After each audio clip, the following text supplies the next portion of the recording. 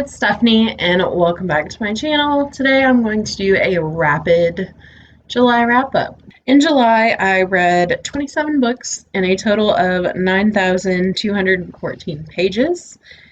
And instead of going more in depth like I normally do, I'm just going to tell you what book I read and just a couple thoughts about the book and my star rating. Number 1, The Marriage Clock by Azada Rahim. This was a kind of Pride and Prejudice retelling with South Asian characters, and I thought it was really fun. I loved the characters in this book. They were so well fleshed out and just funny. I gave that one 4 out of 5 stars. Number 2, Final Cat Call by Sophie Kelly. This is number 5 in the Magical Cats mystery series. And it's a cozy mystery, and I gave that one 4 out of 5 stars. And again, it was so much fun. Number 3, Clue in the Jewel Box, and 4, The Secret in the Old Attic. These are books in the Nancy Drew mystery series, and I gave The Clue in the Jewel Box 3 stars and The Secret in the Old Attic 4 stars. Next, I listened to Tide and Punishment by Bree Baker. This is the 3rd book in the Seaside Cafe mystery series, set in Charm, North Carolina. And again, just another fun, cozy mystery. I love Bree Baker. She also writes as Julie Ann Lindsay. And she's such a good cozy mystery author. So I gave that one 4 out of 5 stars. Number 6, Tristan Strong Punches a Hole in the Sky by Kwame Mbalia. This is the 1st book in the Tristan Strong series. It's middle grade, and it's based on African mythology, and it was so much fun. I listened to it on audiobook, and the narrator did a phenomenal job of giving the characters their own voices, and it fits so well with their fun personalities. So, highly recommend, 5 out of 5 stars. 7, A Midwinter's Tale by Sophie Kelly. This is book 6 in the Magical Cats mystery series, 4 out of 5 stars. 8, The Clue in the Crumbling Wall by Carolyn Keene. In the Nancy Drew series, I gave that one 4 out of 5 stars. Next, I read The Near Witch by V.E. Schwab. This was her 1st book. And I started to listen to it on audiobook, but the audiobook narrator is horrible, so I don't recommend that. I did read it physically, and I gave it 3 stars. I really liked the world and the atmosphere and the premise of the book, but I feel like the execution and some of the plot points just weren't done as well as her later books.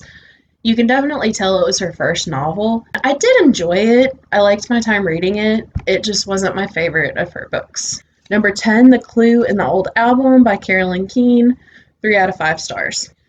Next, I read 10 Things I Hate About Pinky by Sandhya Menon, and this was an ARC that I got from the publisher, and this was such a fun book. It's book 3 in the Dimpleverse series. Follows Pinky and Samir, who we've seen in the previous 2 books, and I do have a book review up for this that I'll link, but it was so funny and so fun, and I just love the characters, and if you just want something lighthearted and happy, I definitely recommend this, 5 out of 5 stars. And because I read that, I again read There's Something About Sweetie by Sandhya Menon. I have a book review for this, and I talk about this book all the time, 5 out of 5 stars. Number 13, The Hobbit by J.R.R. Tolkien. I listened to this on audiobook. Such a phenomenal book, and I love Middle-earth and the Shire, and I love all the characters and the dwarves, but it just holds such a special place in my heart. But I gave this one 4 out of 5 stars. Number 14, Pride and Prejudice by Jane Austen. This is one of my favorite classic novels and one of my favorite novels of all time. Such a wonderful, wonderful book. 5 out of 5 stars. Number 15, Mystery of the Tolling Bell. And number 16, The Ghost of Blackwood Hall. In the Nancy Drew series, I gave both of those 4 stars. 17, The City of Brass by S.A. Chakraborty. This was such a wonderfully rich, vibrant novel. 5 out of 5 stars. One of my favorite reads of this year. Number 18, The Clue of the Leaning Chimney, Nancy Drew book, 3 out of 5 stars. Number 19, Al Dente's Inferno by Stephanie Cole. This is a cozy mystery arc that I got, and it's set in Italy, and it was so much fun. 4 out of 5 stars. 20, The Plot is Murder by V.M. Burns. I listened to this on audio. I gave it 3 out of 5 stars just because I didn't enjoy the dual perspectives as much, but I loved the cozy mystery and I loved the characters and the cozy companions. 21, The City We Became by N.K. Jemisin. Oh my god, this was such a good book. This was such a fun novel and such a relevant novel, and it was my first M.K. Jemisin. Definitely will not be my last. 5 out of 5 stars. Next, I read Mexican Gothic by Silvia Moreno Garcia, and I got this as an ARC from NetGalley, and we read this for our book club pick one month for the Space Sirens book club. I really enjoyed this.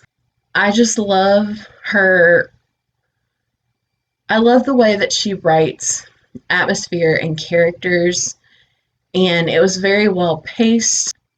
Oh, it was so creepy, but so good. 5 out of 5 stars. Number 23, The Line Tender by Kate Allen. This is a middle grade book. It follows this young girl who is going through grief from losing her mom, and she wants to kind of finish her mom's work. She goes through another loss during this story, and it's such a beautiful book. I highly recommend it. 5 out of 5 stars. 24, Jane Eyre by Charlotte Bronte. Again, one of my favorite books and one of my favorite classics. 5 out of 5 stars. Number 25, The Way of Kings by Brandon Sanderson. I'm going to try not to gush. I read this as part of Stormalong 2020, and holy crap was this book phenomenal. It's 1,000 pages, but don't let that stop you. Excellent, accessible writing style, wonderful characters, wonderful pacing, and such a phenomenal plot and storyline. It's just so freaking good. It's just so good. 5 out of 5 stars. One of my top 5 reads of this year. Number 26, The Year of the Witching by Alexis Henderson. This is such a good book. Alexis Henderson is an author of color, and the main character in this book is a person of color, and I love how we got to see her perspective in this puritanical society, and I love all the topics that this book covers. They're very hard-hitting, but they are so wonderfully talked about and portrayed. So I gave that book 4 out of 5 stars. And finally, I read The Secret of the Wooden Lady by Carolyn Keene, and I gave that one 4 out of 5 stars. What are you reading now? Let me know down below. Or if you just want to let me know you're here, but you don't have anything to add, just drop an emoji down below. As always, if you like this video, make sure to give it a thumbs up and click the subscribe button down below. Thank you so much for watching, and I will see you guys next time. Bye.